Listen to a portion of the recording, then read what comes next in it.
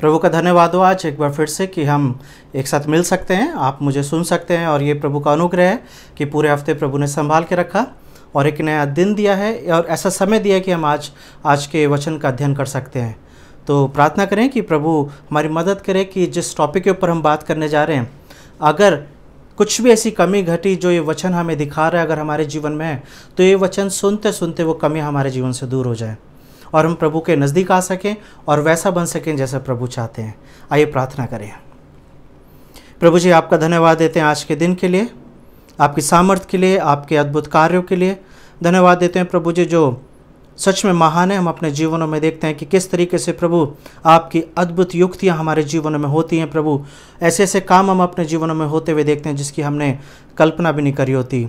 और हम जानते हैं प्रभु कि ये कॉन्फिडेंस हमारे पास आप ही की तरफ से आता है प्रभु, कि आप चाहते हैं कि हम आप में बढ़ते चले जाएं, विश्वास में बढ़ते चले जाएं और बहुतों के लिए आशीष का कारण बन सके। आज के वचन के लिए प्रभु हम यही प्रार्थना करते हैं, हमसे बातचीत करें। यीशु मसीह के नाम से इस प्रार्थना को मांगते हैं, आमीन। और आज हम बात करेंगे ओवर कॉन्फिडेंस की, यानी कि क्षमता से ज़्यादा अपने ऊपर विश्वास करना। क्या आप ऐसे व्यक्ति हैं जो कई बार आपको ऐसा लगता है कि आप ओवर कॉन्फिडेंट हो रहे होते हैं, क्षमता से ज़्यादा भरोसा कर रहे होते हैं?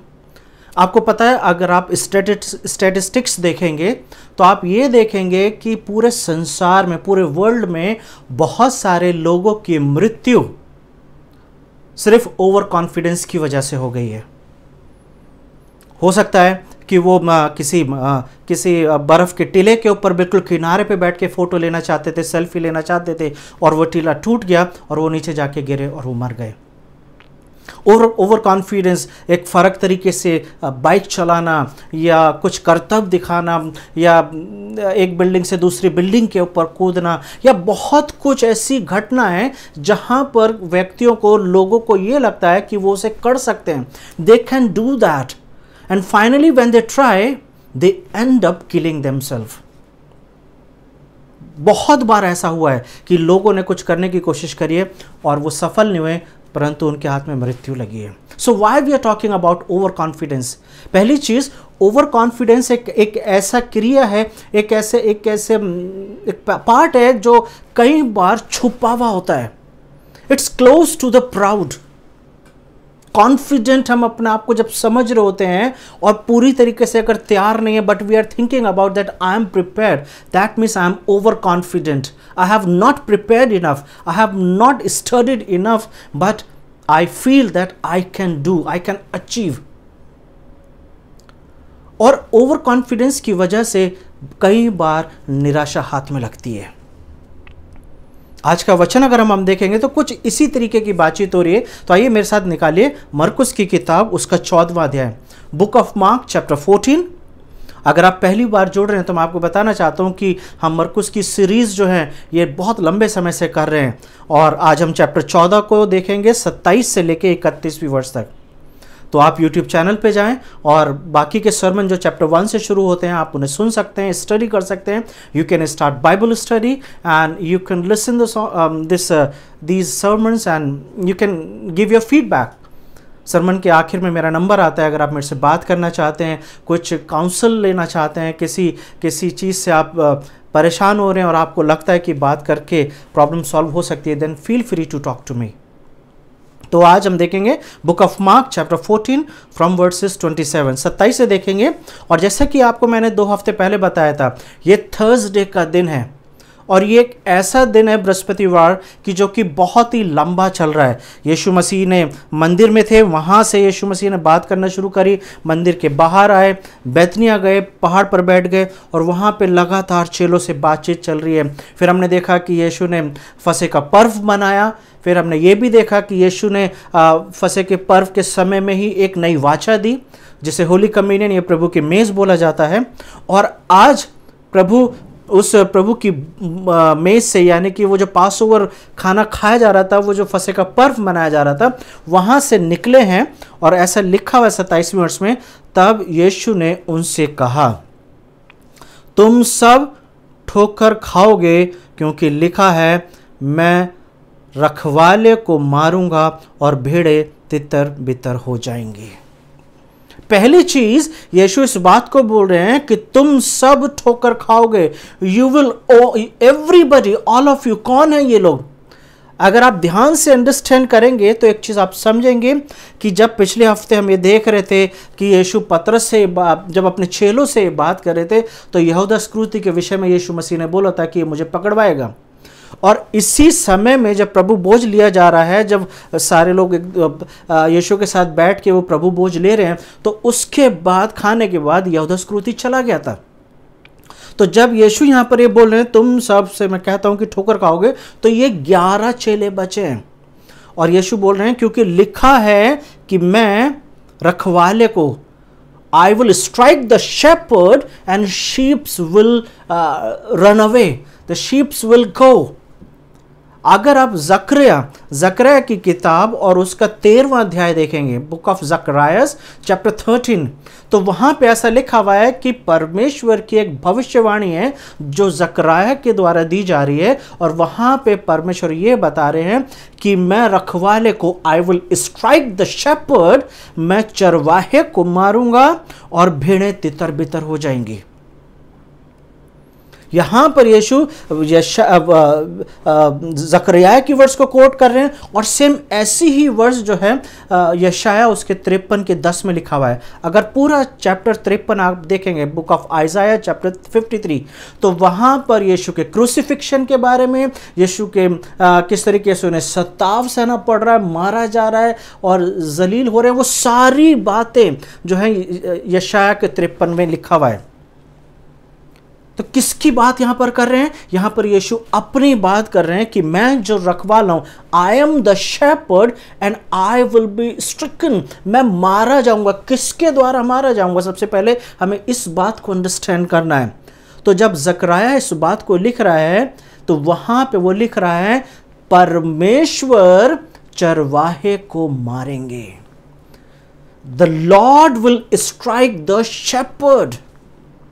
तो पहले इस बात को समझने की जरूरत है कि यीशु यहां पर ये बता रहे हैं कि मेरा स्वर्ग के पिता मुझे मारेगा और मेरे मार खाने से, मेरे पकड़वाए जाने से जो मेरी भेड़ें हैं, यानी कि जो मेरे चेले हैं, जो तुम सब हो, वो तुम सब ठोकर खाओगे, बिकॉज यू विल ऑल डिसोन मी। तुम सब मुझे छोड़ के चले जाओगे, तुम सब मुझे छोड़ के भाग जाओगे। So who killed Jesus? Who wanted to kill Jesus? कौन है जो प्रभु यीशु मसीह को मारना चाहते थे? क्या फरीसी लोग थे? क्या याजक महायाजक थे? क्या रोमी लोग थे? क्या पिलातुस है? क्या हेरोदेस है? क्या यहूदा इस्करियोती है? Who wants to kill Jesus?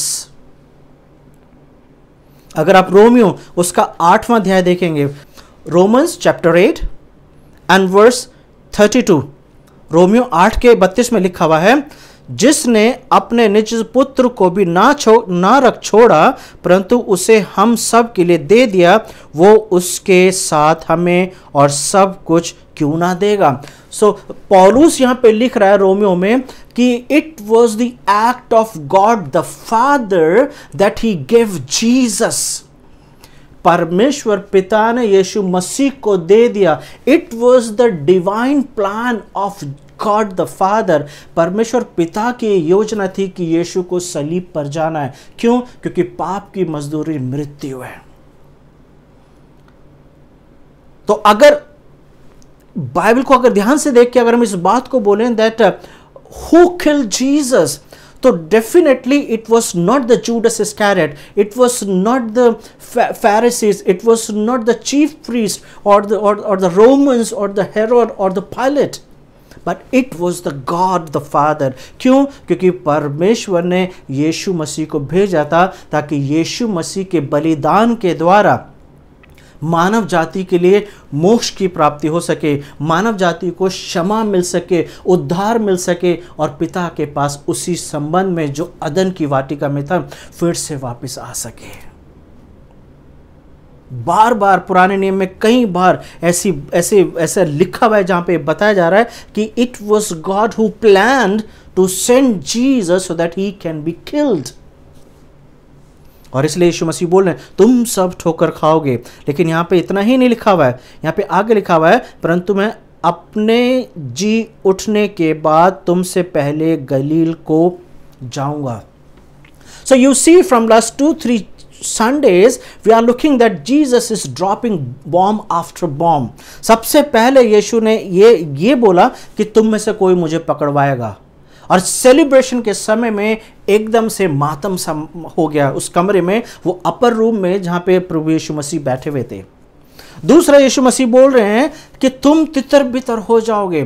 अभी चेले एक सत में से बाहर आए थे कि हम में से कौन पकड़वाएगा, अभी तो ये समझ में नहीं आ रहा था। अब यीशु मसीह बोल रहे हैं कि तुम सब तितर बितर हो जाओगे।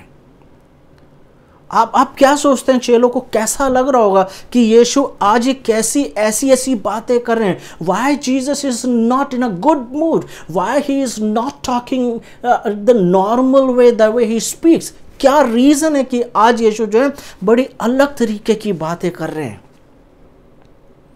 लेकिन अगर आप ध्यान से देखेंगे तो यीशु साथ ही साथ उन्हें एक आशा भी दे रहे हैं। He is giving them the hope for the future hope, जहां पे लिखा हुआ है कि परंतु मैं अपने जी उठने के बाद तुमसे पहले गलील को जाऊंगा। So why Jesus will go to Galilee? क्या कह रहे हैं यहां पर यीशु कि मैं जी उठने के बाद तुमसे पहले गलील को जाऊंगा? क्या करने जाएंगे यीशु गलील को? आप चेलों के दिमाग में क्वेश्चंस आ रहे होंगे कि पहला क्वेश्चन कि सब मुझे छोड़ देंगे, ठोकर खाएंगे और भेड़ें जो है तितर बितर हो जाएंगी। चेलों को ये समझ में आ रहा है कि हमारी बातें की जा रही है। क्यों? क्योंकि जब आप 29वीं और 30वीं वर्ड्स देखेंगे तब आपको समझ में आ जाएगा कि चेलों को ये बातें समझ में आ रही हैं।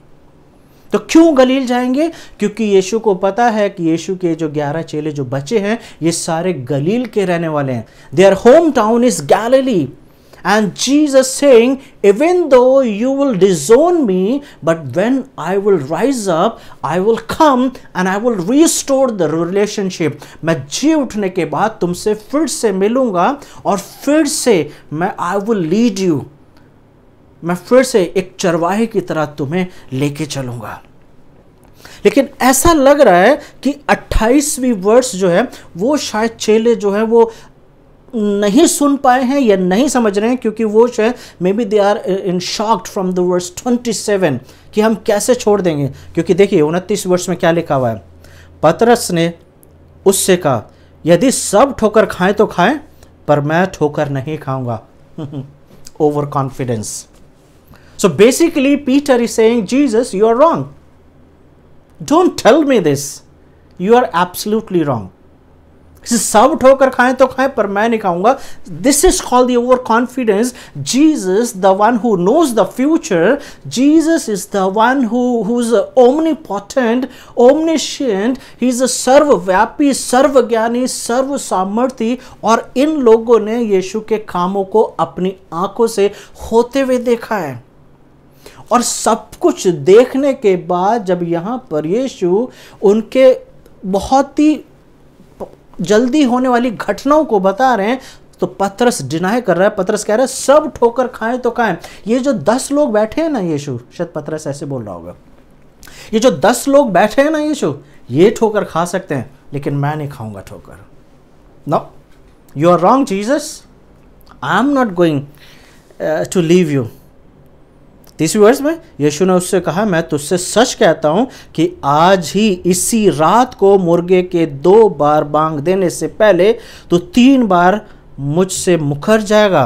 फिर से देखिए, पर उसने और भी जोर देकर कहा, किसने? पतरस ने और भी जोर देकर कहा, यदि मुझे तेरे साथ मरना भी पड़े तो भी मैं तेरा इनकार कभी ना करूंगा।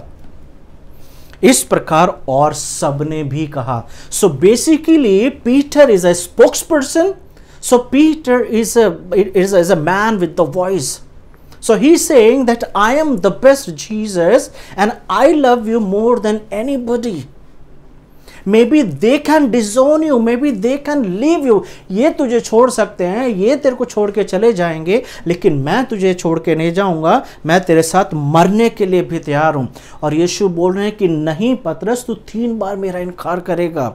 और फिर से पतरस उसी चीज को बोल रहा है। एंड नॉट ओनली पीटर, यहां पे मरकुस लिख रहा है कि सभी लोग इसी तरीके की बातें कर रहे हैं।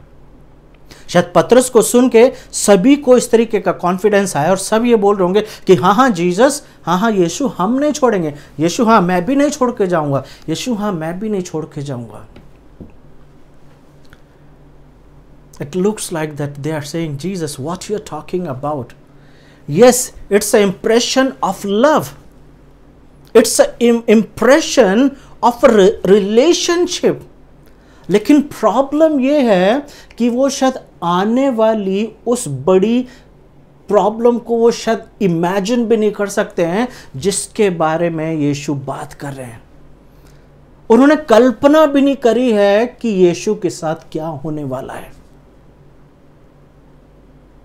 और उससे बड़ी बात यह है कि they are saying Jesus you are wrong, Peter is saying Jesus you are wrong, I am not going to leave you, मैं नहीं छोड़ूंगा आपको।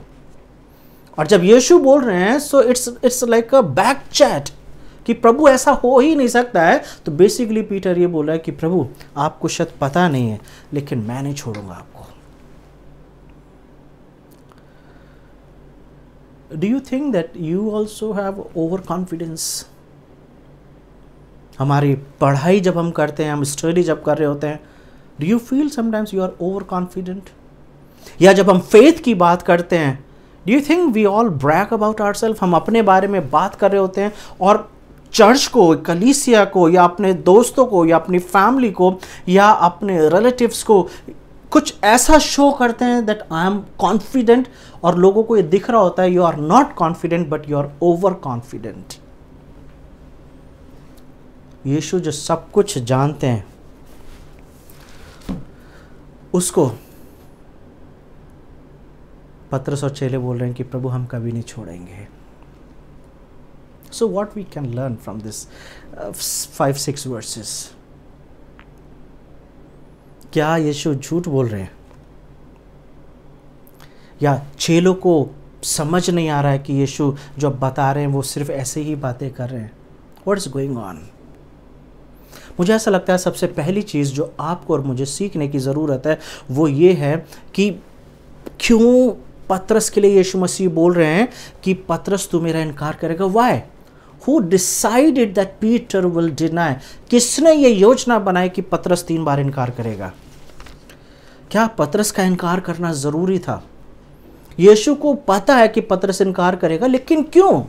कोई और चेले की बात नहीं की जा रही है। और अगर आप इसे देखेंगे, समझेंगे, तो आप मेरे साथ निकालेंगे लुका की किताब, बुक ऑफ लूक चैप्टर 22, लुका की किताब उसका 22वां अध्याय, और मैं 31 से आपके सामने पढ़ रहा हूँ। यहाँ पे ऐसे लिखा हुआ है, शमौन, हे शमौन, देख शैतान ने तुम लोगों को मांग लिया है कि मैं है कि गेहूं के समान फटके, परंतु मैंने तेरे लिए विनती की कि तेरा विश्वास जाता ना रहे। तो पहली चीज, शमौन का गिराया जाना शैतान की योजना में था, लेकिन परमेश्वर ने मना करा। यहां पर यीशु मसीह बोल रहे हैं कि जब शैतान ने मुझसे परमिशन मांगी कि तुम सब को मैं विश्वास से दूर कर दूं, तो यीशु मसीह ने उसे मना करा है। और यीशु मसीह ने बोला है कि विनती करता है कि उसका विश्वास जाता ना रहे, परंतु तू फिरे। तो मैं ये चाहता था कि तू 3 बार इनकार करे। इसका मतलब ये है कि मैं चाहता था कि तू 3 बार इनकार करे कि ताकि तरफ, क्योंकि इनकार करने से तेरा विश्वास नहीं जाएगा। जब तू फिरे तो अपने भाइयों को स्थिर करना। उसने उससे कहा, हे प्रभु, मैं तेरे साथ बंदी गृह में वरन मरने को भी तैयार हूँ। तो एक चीज़ है, यहाँ पर एक चीज़ समझ में आ रही है। लुका ये लिख रहा है कि शैतान ने जिस तरीके से अय्यूब की किताब में हमने देखा था कि अय्यूब के ऊपर ताड़ न डालना, अय्यूब के ऊपर विपत्तियां डालने के लिए परमेश्वर से परमिशन मांगी थी, उसी तरीके से शैतान एक बार फिर से सारे चेलों को विश्वास से गिराना चाहता था, लेकिन उसकी परमिशन तो नहीं मिली। लेकिन यीशु मसीह ये चाहते थे कि पतरस इस बात को सीखे और समझे। तो इसलिए पतरस का जो टेम्पररी फेलियर है, ये यीशु की योजना का एक हिस्सा है। क्यों? क्योंकि पतरस जो है वो शायद सीख नहीं रहा है। पतरस जो है वो शायद समझ नहीं रहा है, और यीशु मसीह ने पतरस को बोला था कि पतरस तू जो कैफा कहलाता है तुझ पर मैं अपनी कलीसिया स्थापित करूंगा। So we can see that Jesus has a greater plan with Peter, but somewhere Peter is not learning, somewhere Peter is not listening Jesus carefully। और यहां पर क्या लिखा हुआ है लूका की किताब में, ताकि तेरा विश्वास न जाता रहे। May be you will stumble, may be you will fail, may be you will fall. तुम्हारा ठोकर खाना पतरस, तुम्हारा मेरा इनकार करना, तुम्हारा उस समय में मेरा रिजेक्ट करना, ये परमानेंट नहीं है। पिछली बार मैं बात कर रहा था कि यहूदा स्क्रूथी ने भी यीशु को रिजेक्ट करा और पतरस ने भी यीशु को रिजेक्ट करा, लेकिन यहूदा स्क्रूथी का रिजेक्ट करना परमानेंट था, जबकि पतरस का यीशु को 3 बार रिजेक्ट करना टेम्पररी था। कुछ ही समय के लिए वो यीशु को रिजेक्ट कर पाया है, और बाइबल में लिखा हुआ है कि तीसरी बार जब उसने यीशु को पहचानने से इनकार करा था तो वो फूट फूट कर रोने लगा था, because he realized every word, he मेमोर, उसे याद आ गए हर एक वो शब्द जो यीशु मसीह ने बोले थे कि तू मेरा इनकार करेगा। यीशु मसीह उसको एक स्ट्रॉन्ग पिलर बना रहे हैं। See the act of Jesus, he is working in the life of Peter, and not only Peter but every disciple. और जब हम प्रकाशित वाक्य की किताब उसके प्रेरितों के काम की किताब उसके दूसरे अध्याय को देखते हैं, तो वहां पर ऐसा लिखा हुआ है कि पिन्तेकुस्त के दिन जब पतरस खड़ा हुआ है, तो और उस पिन्तेकुस्त के दिन के आने से पहले वो जो जितने भी चेले वहां पर बैठे हुए हैं अपर रूम में, उन सबको वो एनकरेज कर रहा है, उनको सिखा रहा है, और पिन्तेकुस्त के दिन वो एक बड़ा भाषण दे रहा है और लोगों को एनकरेज कर रहा है। और अगर आप पहला पतरस 5 को देखेंगे तो वहां पे भी वो अपने लेटर के अंदर लीडर्स को, चर्च लीडर्स को और लोगों को एनकरेज कर रहा है। कहां से उसने एनकरेज करना सीखा है? He learned from the failure. He learned from the failure. Jesus wanted him to do this. क्यों? क्योंकि वो यीशु की शायद बातों को नहीं समझ रहा है कि यीशु उससे बोल रहे हैं कि तू मेरा इनकार करेगा, you all will disown me। और पतरस शायद यीशु को ये बताना चाह रहा है कि यीशु आपको नहीं पता है, लेकिन मैं आपको कभी नहीं छोड़ूंगा। और यीशु मसीह ने होप नहीं छोड़ी है पतरस के साथ। तो आप और मैं कई बार गिर सकते हैं, आप और मैं कई बार पाप कर सकते हैं, but that doesn't mean we lose our salvation. पतरस ने अपना उद्धार नहीं खो दिया है जब यीशु मसीह का इनकार करा है। पतरस ने अनंत जीवन नहीं खो दिया है, लेकिन हाँ गिर गया है, वो गिरा जरूर है। लेकिन इसीलिए यहाँ पे 28वीं वर्ष जो है वो शायद चेलों ने ध्यान से नहीं सुनी है, जहाँ पे लिखा हुआ है, परंतु मैं अपने जी उठने के बाद तुम सबसे पहले गलील को जाऊंगा। This was the positive statement, this was the hopeful statement। लेकिन ये वाली वर्ड शायद चेलों ने नहीं सुनी है, but they were more focused towards the negative statement। जो यीशु मसीह ने बोला है कि तुम मुझे छोड़ दोगे और पतरस तू मुझे छोड़ देगा, वो इसी बात के बारे में ही डिस्कस कर रहे हैं। किसी ने भी ये नहीं पूछा कि यीशु आप जी उठोगे तो मतलब आप मरने वाले हो, और आप गलील आओगे तो मतलब कैसे होने वाला है। Nobody is talking about on for verse 28। वहां पर यीशु मसीह ने इससे पहले कि पतरस इनकार करेगा, यीशु मसीह ने 28वें वर्ष में बोल दिया कि मैं फिर से तुम सबसे मिलूंगा। तो इसका मतलब पतरस का रिजेक्ट करना टेम्परेरी है। एक विश्वासी गिर सकता है। यूहन्ना के लेटर्स अगर हम देखते हैं तो वहाँ पे लिखा हुआ है, अगर कोई व्यक्ति ये बोलता है कि मुझ में पाप नहीं है तो वो सबसे बड़ा झूठा है। He is a liar. We all commit sin. हम या तो अनजाने में या जानबूझ के पाप करते हैं, लेकिन इन सबसे बड़ी बात यह है कि प्रभु ने हमें चुन लिया है और हमें क्षमा मांग के अपने जीवन को परमेश्वर के साथ चलाने की ज़रूरत है। यहूदा स्क्रूती वापस नहीं आया, लेकिन पतरस वापस आया। यहूदा स्क्रूती का पाप परमानेंट माना गया, लेकिन पतरस का पाप टेम्परेरी था, क्योंकि वहाँ पर 28वें वर्ष में यीशु मसीह ने बोल दिया था कि मैं तुम सबसे मिलूँगा। तो यहाँ पर इस वर्ष से हम क्या सीखेंगे इस पूरे सेक्शन से? अगर आप देखेंगे पहला कुरिन्थियों 10 का 12, book of first Corinthians chapter 10 and verse 12, यहाँ पर ऐसा लिखा हुआ है, इसलिए जो समझता है मैं स्थिर हूं वो चौकस रहे कि कहीं गिर ना पड़े। जो सोचता है कि मैं स्थिर हूं, let him who think he stands take heed that he does not fall. जिस तरीके से पतरस को ऐसा लग रहा था कि वो जो कह रहा है वो उसे कर लेगा, लेकिन उसे पता नहीं था। But we can learn from the mistakes, we can learn from the disciples mistake, कि किस तरीके से जब ओवर कॉन्फिडेंट हो जाते हैं। इसलिए पौलुस जो है चर्च को लिख रहा है, कोरिन्थियों के चर्च को, अगर तुम्हें ऐसा लगता है that you are on a solid ground, that you are a very strong believer, तो मैं तुम्हें बताना चाहता हूं कि चौकसी करो, कहीं ऐसा ना हो कि गिर जाओ। डैनियल की किताब के 12वें अध्याय में लिखा हुआ है कि ऐसे समय आते हैं, ऐसे दिन आएंगे जिसमें बड़े से बड़े विश्वासी जो हैं वो गिर जाएंगे। हमने मरकुस के 13वें चैप्टर में भी इन्हीं तरीके की बातों को देखा था कि अच्छे से अच्छे विश्वासी, स्ट्रांग बिलीवर कैन फॉल। कब ऐसा होगा? जब कहीं ना कहीं over confidence will take over us, कि क्षमता से ज़्यादा जब हम अपने ऊपर भरोसा कर रहे होंगे।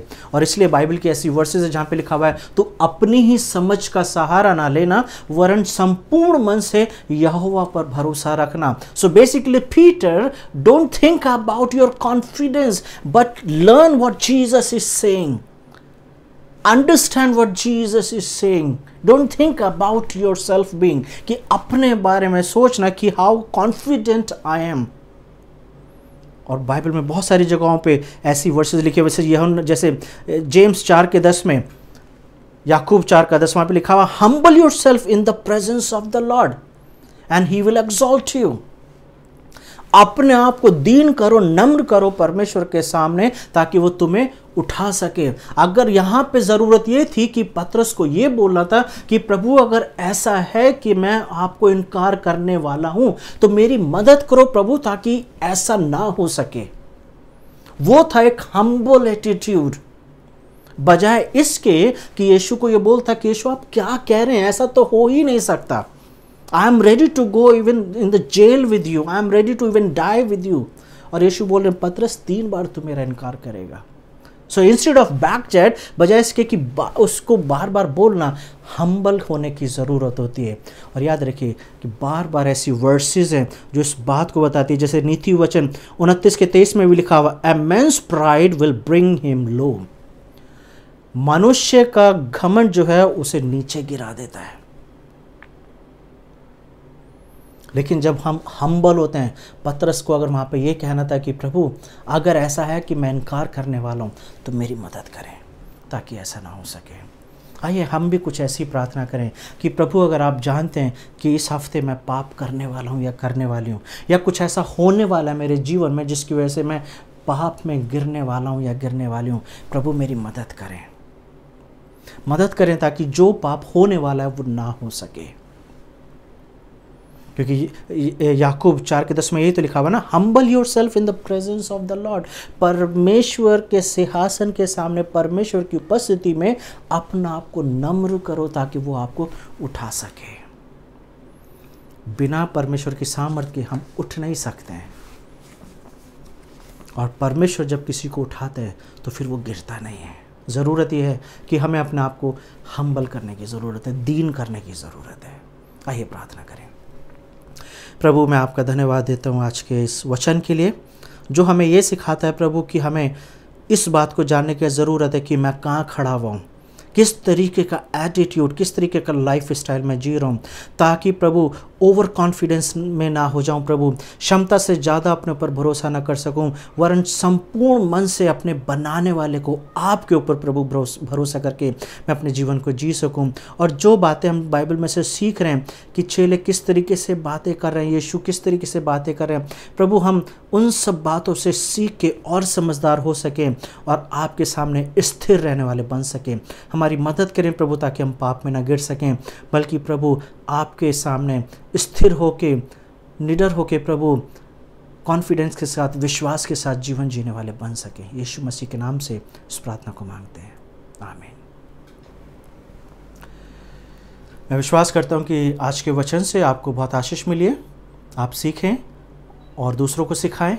और अगर कभी भी कोई बात करनी है तो मेरा नंबर है, आप मेरे से किसी भी संदर्भ में बात कर सकते हैं। आप जुड़ना चाहते हैं तो आप जुड़ सकते हैं। एक चीज़ मैं बताना चाहता हूँ, आजकल चैनल हैक हो जाते हैं आसानी से, और हैक करके लोग वही सेम इमेज, वही सेम चीज़ें डाल के वो बहुत कुछ डिमांड करते हैं। याद रखिए, मैं अपने चैनल पे कहीं भी किसी भी चीज़ की डिमांड नहीं करता हूँ। तो अगर मेरे चैनल की इमेज दे के कोई आपसे कोई डिमांड करता है तो आप समझ जाइएगा कि चैनल हैक हो चुका है, क्योंकि मैं ऐसा कुछ नहीं करता हूँ। So stay safe and depend on God only. God bless you.